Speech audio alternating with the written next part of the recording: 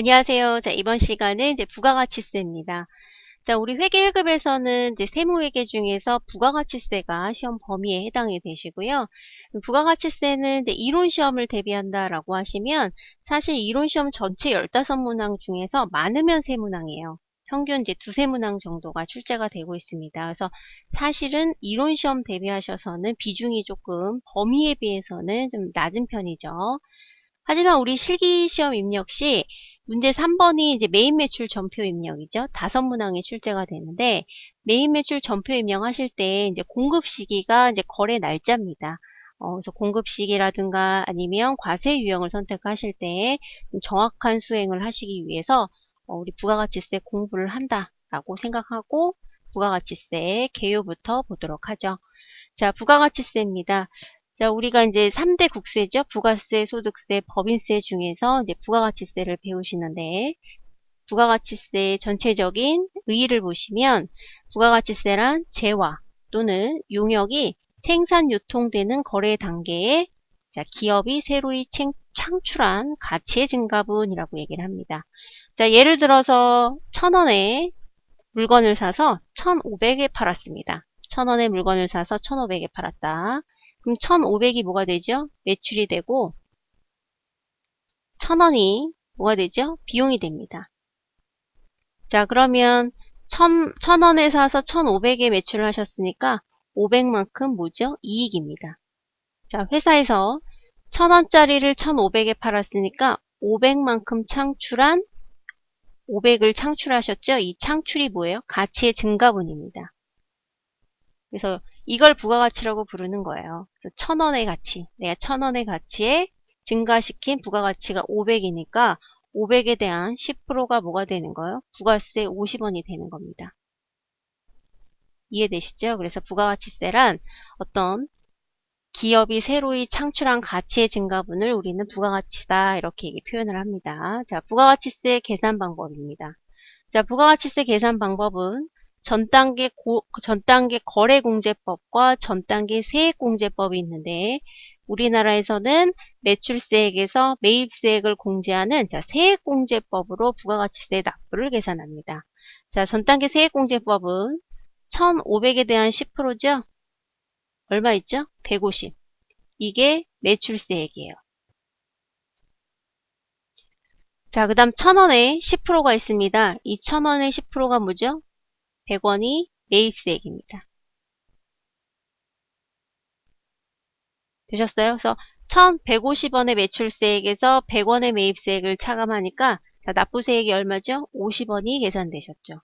그래서 세액공제법은 이렇게 매출세액에서 매입세액을 공제하는 전단계 세액공제법으로 부가가치세 납부액을 계산하시고요. 전단계 거래공제법은 뭐예요? 라고 하시는데 전단계 거래공제법은 매출에서 매입을 뺍니다. 자, 여기에 10%를 계산하는 거죠. 그럼 차이가 뭐가 있나요? 라고 하시는데 차이가 이 매입에서 차이가 나는 거예요. 세액공제법의 매입세액은요. 과세표준 양성화예요. 부가가치세 기능 중에 하나가 과세표준 양성화 기능이 있습니다. 자, 거래공제법의 매입은요. 그냥 영수증 매입도 다 빼주는 거. 매입은 다 빼세요. 매입은 다 빼세요. 거기에 10%가 납부세액이죠. 거래공제법에서는. 세액공제법에서 매입세액은요. 반드시 적격증빙이라는 표현이 들어갑니다. 매입은요. 적격증빙이에요. 따라서 내가 매입세액으로 공제를 받기 위해서는 반드시 적격증빙 세금계산서 또는 신용카드, 영수증 안 돼요. 반드시 세금계산서 없으면 신용카드입니다. 자, 그렇게 반드시 적격증빙한 매입세액을 공제합니다. 그러니까 나의 매입은 누군가의 매출입니다. 맞아요? 나의 매입은 누군가의 매출이에요. 그러니까 네가 매입세액으로 공제받고 싶으면 상대방의 매출을 드러내라는 얘기입니다. 그게 과표 양성화예요. 따라서 적격증빙한 매입세액을 받아왔을 때 매입세액으로 공제해주지 만약에 네가 매입세액 적격증빙 갖고 오지 않았다면 나이가 납부할 세액이 늘어나는 거예요. 공제 못 받으면 납부세액이 150이 되는 거죠. 그래서 우리나라는 전 단계 세액공제법으로 부가가치세 납부액을 계산하며, 자, 이렇게 매출에서 매입을 차감한 10%를 납부하는 걸 거래공제법. 자, 이렇게 매출 세액에서 매입세액, 이때 매입세액은 세금계산서 등으로 입증된 매입세액을 차감해 주는 것이 전단계 세액공제법이다. 그래서 우리나라 부가가치세는 전단계 세액공제법을 채택하고 있다. 자, 부가세 계산 방법이었고요. 그 다음 부가가치세 납세 의무자입니다. 납세 의무자. 자, 납세 의무자는 우리 부가가치세는 납세 의무자가 사업자예요. 사업자. 사업자는 간접세죠. 최종 소비자로부터 받아서 보관하고 있던 부가가치세를 자기 부담으로 내는 것이 아니기 때문에 간접세라고 얘기를 합니다. 납부 시 비용 계정 사용하지 않고 자산, 부채 계정을 사용합니다. 따라서 매출이 발생하면 매출의 VAT 10% 300원이 자 부가세 예수금이에요. 이게 뭐예요? 매출세. 자, 이번에는 상품을 매입하면 상품 2,000원을 매입합니다. 2,000원에 대한 VAT 10% 부가세 대급금, 이게 매입세액이에요. 그래서 부가세 대급금 자산, 부가세 예수금 부채 계정을 사용해서 부가세 납부하실 때는 자, 매출세액을 자, 이렇게 대변에 있던 매출세액을 차변으로 보내시고 차변에 있던 부가세 대급금을 대변으로 보냅니다. 매입세액이죠. 자, 300원에서 200원 차감한 100원이 자, 현금이고 이걸 현금으로 납부하셨으면 현금이 되는 거고요. 이제 아직 납부하지 않았다라고 하면 이제 미지급 세금으로 회계 처리하시게 되겠죠. 되셨나요? 만약에 부가세 예수금이 300이고 부가세 대입금이 400이다. 그럼 뭐가 나오는 거죠? 환급이 발생하죠. 환급은 이제 차변에 환급이라고 쓰시고 금액은 100원이 되겠다. 이때 환급 계정은 뭐가 되죠? 아직 미수금이죠. 돈을 못 받았습니다. 자, 납세의무자 간접세이기 때문에 부가세를 부감할 때 비용 처리하지 않고 부가세 대급금, 부가세 예수금 계정을 사용하는 계정 과목을 보셨고요. 자, 이제 부가세 특징이죠. 부가세 특징에 별표 치실게요. 시험에 잘 나옵니다. 자, 부가세 특징 첫 번째 국세입니다. 국세의 반대말을 아셔야 되겠죠? 지방세예요. 지방세. 국세는 국가가 과세권을 가지고 부과하는 게 국세고요. 지방세는 지방자치단체에서 과세권을 가지고 부과하는 게 지방세가 됩니다. 자, 대표적인 국세였고요. 그 다음 물세입니다. 물세의 반대말은 인세예요. 자, 납세 의무자의 인적사항을 고려하지 않는다. 자, 제가 이제 치킨하고 맥주를 먹었습니다. 자, 치킨하고 맥주를 소비하고 3만원을 결제했더니 거기에 VAT 뭐가 붙죠? 3,000원이 붙습니다. 그래서 저는 33,000원을 치킨집 사장님한테 전표를 주겠죠. 자, 그러면 보세요. 저도 이렇게 먹었어요. 근데 최순실도 자, 치킨과 맥주를 먹고 33,000원을 결제합니다. 그럼 보세요. 소득이 이쪽이 훨씬 많잖아요. 하지만 부가가치세는 10%씩 단일세율이라고요. 그래서 10%의 단일세율로 부과합니다. 그러면 똑같이 내는데 공평하지 않습니까? 그럼 과연 공평할까요? 왜냐하면 이분이 소득이 훨씬 많다고요. 소득이 훨씬 많은데 똑같이 10%를 내죠. 그래서 단일 비례세다 또는 물세다. 납세 의무자의 인적사항을 고려하지 않는다. 반면에 인세는 소득세입니다. 소득세는 인적사항을 고려해서 부양가족이 많으면 세금을 줄여주죠. 똑같은 소득이에요. 최순실 씨도 100 벌었어요. 저도 100을 벌었습니다. 하지만 저는 부양가족이 많아요. 최순실 씨 독신이에요. 그러면 제가 납부해야 될 세금이 더 줄어들겠죠. 그게 인세예요. 인적사항을 고려한다. 하지만 부가세는 물세니까 똑같이 부과하죠. 그래서 단일 세율이다. 자, 그 다음 다단계 거래세는 거래 단계마다 과세하는 세금이 다단계 거래세고요. 일반 소비세는 면세로 열거된 것을 제외한 그랬습니다. 면세가 있어요. 원칙은 소비세입니다. 부가세는 소비세요. 소비하면 효익이 증가됩니다. 기분이 좋아져요. 그러니까 세금이 내는 거예요. 자, 근데 이 소비세에 대해서 자, 어느 날 갑자기 인플레이션이죠. 1,000원에 사면 될 것을 100원을 더 걷어들이니 갑자기 뭐예요? 반란이 일어나죠. 반란이 일어납니다. 그걸 이제 세부담이 역진적이 되죠. 그래서 반란이 일어나니까 기초생활필수품 국민후생 용역에 대해서는 면세를 해줍니다. 그래서 면세는 열거주의라 그래요. 열거돼 있어요. 세법에. 다음 중 면세다. 그래서 면세로 열거된 것을 제외한 나머지 모든 재와 용역은 뭐예요? 다 과세다. 일반 소비세 중에서도 개별 소비되는 게 있습니다. 그게 뭐예요? 개별 소비세. 그래서 문제에서 부가가치세는 개별 소비세다 하면 틀린 거예요. 부가가치세는 일반 소비세인데 그 중에서 개별 소비되는 품목이 따로 있는 거예요. 과거에는 개별 소비세를 이제 특별 소비세 이렇게 얘기를 하죠. 근데 지금은 이제 개소세입니다. 개별 소비세. 자, 그 다음 역진성이란 얘기는 소득과 무관하게 여기 보세요. 최순실 씨는 저보다 소득이 훨씬 많죠. 그래서 하지만 부가세는 10%씩 내잖아요. 그러니까 상대적으로 저소득층인 저는 최순실 씨에 비해서 세부담 효과가 큽니다. 그걸 이제 역진성이다 라고 얘기를 하죠. 자, 그래서 세부담의 역진성을 완화하기 위해서 면세 제도가 생겼고요. 자, 그 다음에 납세 의무자는 사업자예요. 그 다음에 부가세를 부과하는 사람은 소비자입니다. 자, 이렇게 납세 의무자와 소비자가, 그러니까 담세자가 다른 경우를 간접세라고 표현하죠. 자, 저는 치킨과 맥주를 공급받고 치킨집 사장님한테 부가세 3,000원을 줍니다. 그러면 부가가치세는 소비세니까 내가 낸 3,000원을 자, 누가요? 신고 납부하죠? 치킨집 사장님이 신고 납부합니다. 이해되세요? 그래서 납세 의무자 사업자 치킨집 사장님과 자, 내가 내는 담세자 소비자가 다른 세금 간접세. 자, 그 다음 전 단계 세액공제는 앞에서 설명해 드렸죠? 매출세액에서 공제 가능한 적격 증빙에 의한 매입세액을 공제하는 방식으로 납부 계산을 한다. 자, 그 다음 소비지국 과세 원칙입니다. 자, 이중과세 방지를 위해서라고 됐어요. 자, 여기가 우리나라. 자, 여기가 가까운 나라 일본입니다. 자, 우리나라에서 핸드폰을 생산을 하는데 핸드폰이 100원이에요. 자, 그러면 100원에 대한 부가가치세 10원이 돼서 핸드폰은 110원입니다. 그러면 똑같은 핸드폰이 있는데요. 자, 핸드폰 100원짜리가 일본은 부가가치세율이 5%입니다. 따라서 부가세가 5원이니까 105원이죠. 자, 같은 핸드폰인데 지금 국가 간 부가가치세율이 달라지니까 가격 경쟁에서 차이가 납니다. 따라서 소비세니까 생산하는 나라 우리나라에서는 세율을 0%로 만들고 소비하는 나라에서 부가가치세를 과세하는 게 소비지국 과세 원칙입니다.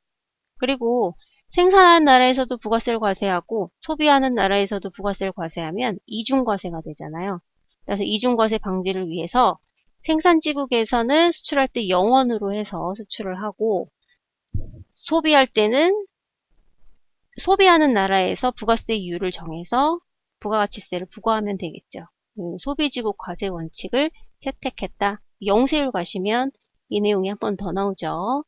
자, 그래서 부가가치세 특징입니다. 시험에서 굉장히 출제가 잘 되고 있는 편이니까 부가가치세 특징을 좀 암기해 주시고요. 자, 그 다음 납세의무자를 얘기해보죠. 납세의무자, 자, 뭐라고 쓰세요? 사장님, 사업자. 치킨집 사장님이 납세의무자죠. 자, 우리 납세의무자를 사업자 또는 재화를 수입하는 자를 납세의무자 이렇게 얘기를 하고 있습니다. 우리 사업자가 되시기 위해서는 부가가치세에서 사업자는 영리와 비영리를 구분하지 않습니다. 왜냐하면 사업자가 내는 세금이 아니에요. 간접세니까 국가라도 최종 소비자로부터 받아서 보관하고 있다면 부가세가 있다면 납부를 해야 됩니다. 그래서 영리 비영리 관계없이 사업상 독립적으로 그러니까 고용 관계가 없어야 돼요. 고용 관계는 우리 고용계약서를 다 쓰고 고용관계를 맺잖아요. 그죠? 그런 고용관계 없이 독립적으로 부가가치세 과세 대상인 재화를 계속 반복적으로 제공하는 사람을 사업자 이렇게 얘기를 하죠. 자, 재화를 수입하는 자는 소비지국 과세 원칙에 의해서 면세 대상을 제외한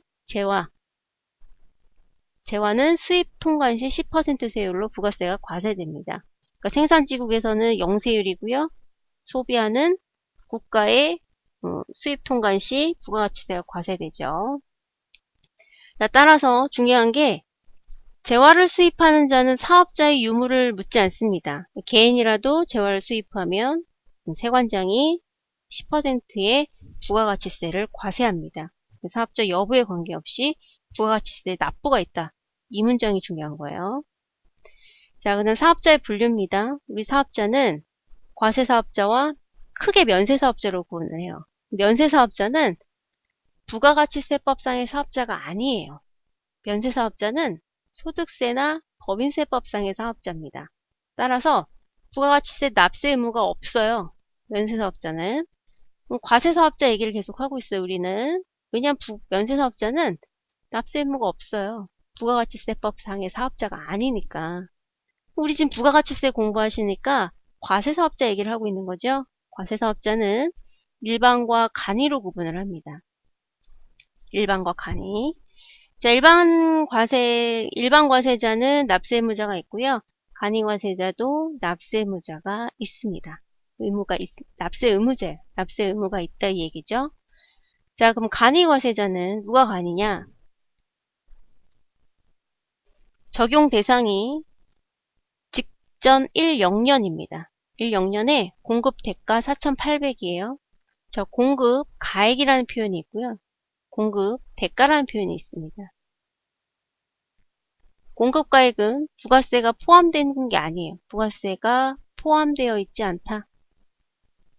공급 대가는요, 부가세가 포함이에요. 자, 이렇게 공급 대가, 부가세를 포함한 금액이 4,800만원 미만인 개인사업자 그랬으니까 법인사업자는 간이가 돼야 안 돼요? 안 됩니다. 법인은 안 돼요. 아무리 영세해도 간이가 안 됩니다. 그래서 법인은 간이과세자가 될 수 없어요. 일부 제조 도매업, 그다음 부동산 매매업 등의 업종은 또 간이과세자 적용이 배제됩니다.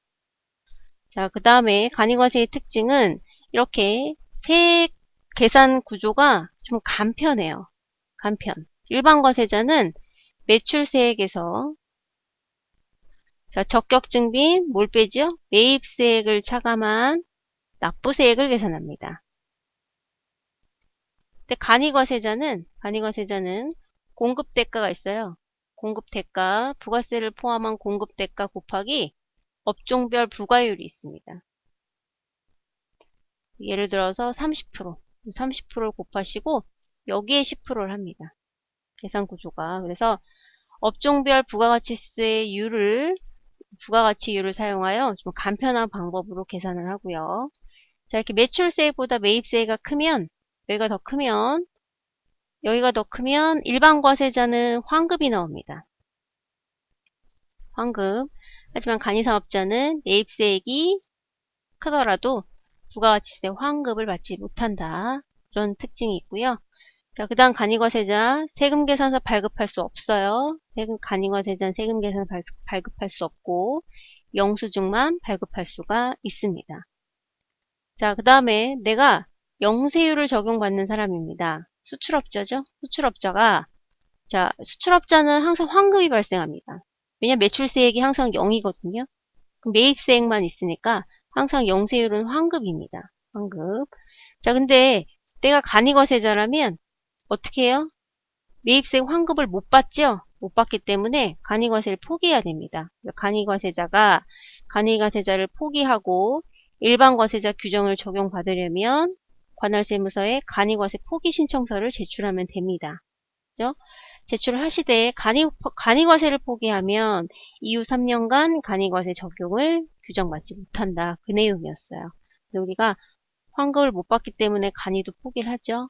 그 다음에 거래처에서 세금계산서를 자꾸 요구합니다. 근데 나는 간이기 때문에 세금계산서 발행할 수 없거든요. 그런 경우도 이제 간이를 포기하셔야 되겠죠.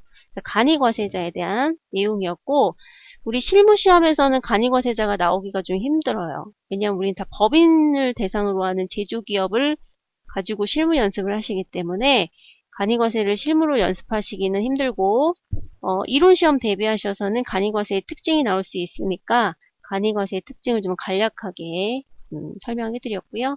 자, 그 다음이 과세기간이죠. 자, 부가가치세 과세 기간입니다. 이제 과세표준과 세액계산의 기초가 되는 기간, 그러니까 내가 언제 세금을 내는지에 대해서 보시는 거예요. 자, 이게 부가세는 크게 1기와 2기로 구분을 합니다. 1기, 2기. 그럼 부가가치세는 왜 4번 신고할까? 왜 이렇게 자주 할까? 이거예요. 왜 자주 하죠? 납세의무자와 담세자가 다른 간접세니까. 간접세니까 치킨집 사장님이 소비자로부터 부가세를 받아서 신고 납부하는 거예요. 보시면 여기가 지금 국세청, 그죠? 사업자, 치킨집 사장님, 여기 소비자. 자, 소비자가 사업자한테 VAT를 대신 납부해 주세요 이렇게 준다고요. 이게 간접세가 아닌 직접세라면 소비자는 소비할 때마다 국세청에 신고를 해야 돼요. 그런 단점이 있으니까 소비자는 사업자한테 VAT를 줍니다. 주면 사업자 이거 가지고 있다 어떻게 하셔야 돼요? 국세청에 납부를 하셔야 돼요. 근데 사업자는 내 주머니에서 이렇게 한번 들어왔다 나가는 거다 보니까 왠지 아깝다고요. 왠지 내 돈이 나가는 것 같거든요. 그죠? 그래서 국세청, 국가 입장에서는 자주 더 걷어들이고 싶은 거예요. 이놈이 이걸 다 쓰면 어떡해요? 그죠? 그래서 자주 걷어들이고 싶어요. 그래서 부가세는 1년에 4번 신고하죠. 자주. 원래는 한 달에 한 번씩 하고 싶을 거예요. 그럼 이제 격리 담당자들이 죽어나는 거예요. 1년에 4번. 근데 법인이라면 1년에 4번이고 개인이라면 1년에 2번입니다. 개인한테 1년에 4번 신고하세요 라고 하면 화를 내요. 2번 합니다. 자, 따라서 이 과표의 과세표준과 세액계산 기초가 되는 기간, 과세기간, 그 다음에 신고기한입니다. 자, 과세기간은 이제 1기와 2기로 구분을 하고 있고, 일반 과세자 얘기를 하고 있어요, 저는. 자, 1기를 또 반으로 나눕니다. 나누어서 1기 1월부터 3월, 3개월씩 쪼개세요. 1월부터 3월 31일. 1기 예정신고기간. 4월 1일부터 6월 30이죠? 자, 요거를 1기의 확정신고기간. 자, 그 다음 7월 1일부터 9월 30입니다. 이걸 2기의 예정신고기간 3개월이에요. 자, 그 다음에 10월 1일부터 12월 31일을 2기의 확정신고기간 되셨어요. 그래서 일반 과세자는 1기, 2기로 구분을 하시고 또 1기를 3개월씩 쪼갭니다. 1월 1일부터 3월 31일 예정, 4월 1일부터 6월 30일 확정, 또 2기 2번씩 나누세요. 2기를 자, 2번 나눕니다. 7월 1일부터 9월 30 예정, 10월 1일부터 12월 31일을 확정 신고다. 자, 그럼 신고 납부 돈을 언제까지 내느냐? 돈을 언제까지 내느냐? 그 얘기예요. 1기는 과세기간 종료 3월부터 3월 30일이 끝나죠? 그러면 그 다음 달 4월 25일에 신고 납부합니다. 돈을 이때까지 내시면 돼요. 자, 그 다음에 확정신고는요, 6월 30일에 끝나죠? 그럼 다음 달 7월 25일에 신고 납부합니다. 1기 예정은 9월 30일에 끝나죠? 10월 25일에 신고 납부합니다. 자, 2기 확정은요, 12월 30일이 끝나니까 그 다음에 1월 25일에 신고 납부합니다. 이해되시죠? 그래서 신고 납부 있고요. 자, 만약에 간이과세자라면 이 부가가치세 신고 기간이 1년이에요. 1년. 1월 1일부터 12월 31일을 다음에 1월 25일까지 신고 납부하시고요. 만약에 신규 사업자라면 사업을 개시한 날로부터 과세기간 종료입니다. 종료하시고 다음 달 25일까지 신고 납부. 폐업자라면 과세기간 개시일로부터 폐업일까지를 하나의 과세기간으로 보고 신고 납부는 다음 달 25일입니다. 사례를 보시면 자, 일반 과세 사업자로 올해 9월 1일에 사업을 시작했습니다. 신규 사업자죠?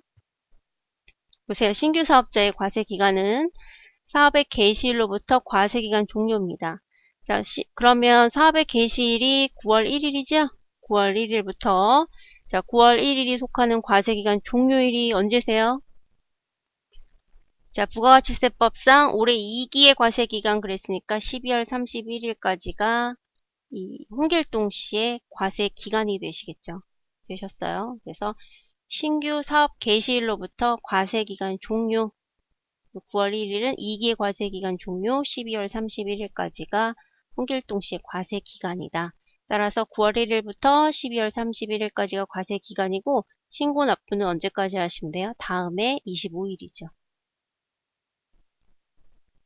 시험 문제에서 이렇게 출제가 되면 사지선다용으로 출제가 되실 거예요. 그러면 홍길동씨 신규 사업자의 과세 기간을 찾아주시면 되겠습니다. 실제 기출문제였습니다. 자, 그 다음에 이제 부가가치세 납세지죠.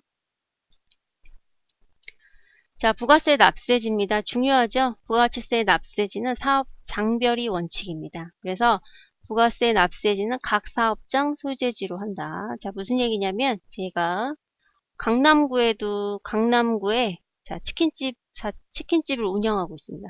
강남구에 치킨집이 하나 있고요. 여기 보세요. 종로에도 치킨집이 하나 있습니다.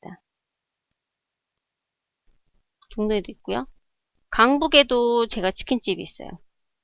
저는 사업장이 총 몇 개예요? 3개가 있습니다. 자, 그럼 물어볼게요. 사업자 등록증은 몇 개예요? 3개입니다. 사업자 등록증. 왜냐하면 부가가치세 납세지는 각 사업장 소재지로 한다라고 했으니까 자, 강남구에 있는 치킨집은 강남구 세무서에 신고하시고요. 종로에 있는 치킨집은 종로 세무서에 신고하시고 강북에 있는 치킨집은 강북 세무서에 신고합니다. 그러니까 각 사업 장별이 원칙이에요.